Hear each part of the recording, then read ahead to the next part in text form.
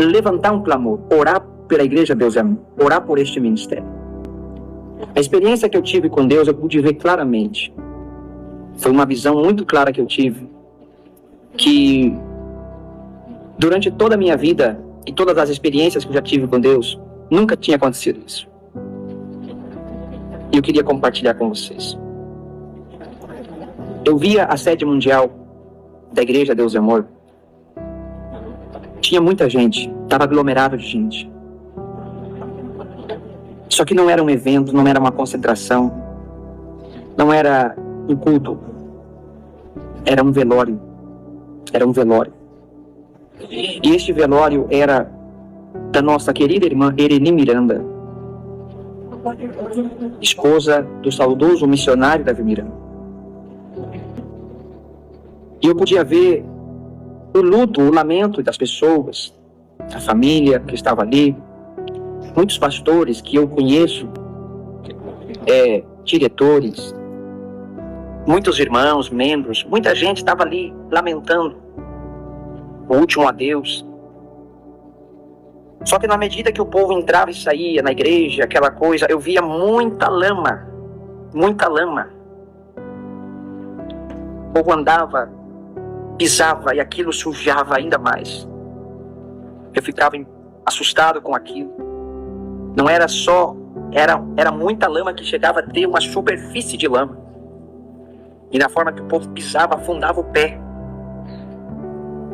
E de repente alguma coisa começava a acontecer, como se uma rebelião acontecesse. E começava a ter uma correria. Pessoas correndo de um lado, pessoas correndo de outro. Começava a acontecer briga. Era briga. E um ficava pro lado de cá e outros ficavam pro lado de lá. E era uma briga que estava acontecendo. E o povo se sujava no meio daquele barro. Uma coisa assustadora. E de repente, muita gente começava a corria. Por causa daquele tumulto, por causa daquela situação que estava acontecendo. O povo corria para fora. E na medida que o povo ia correndo para fora, a igreja se esvaziava completamente. A sede mundial se esvaziava completamente. E eu olhava e eu via a sede mundial cheia de galhos, cheio de ramos, sem luz, tudo escuro. Tudo escuro. Eu escutava o eco, porque a sede mundial é muito grande. E eu escutava o eco porque não tinha ninguém. E era ramos, tinha árvore dentro da igreja. Tinha muitas coisas, o altar estava cheio de coisas. Como se tivesse abandonado. Como se tivesse se transformado em um museu.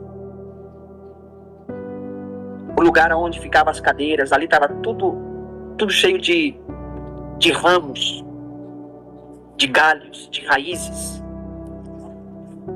Era muito triste. Tudo escuro. E eu via poucas pessoas que estavam na frente.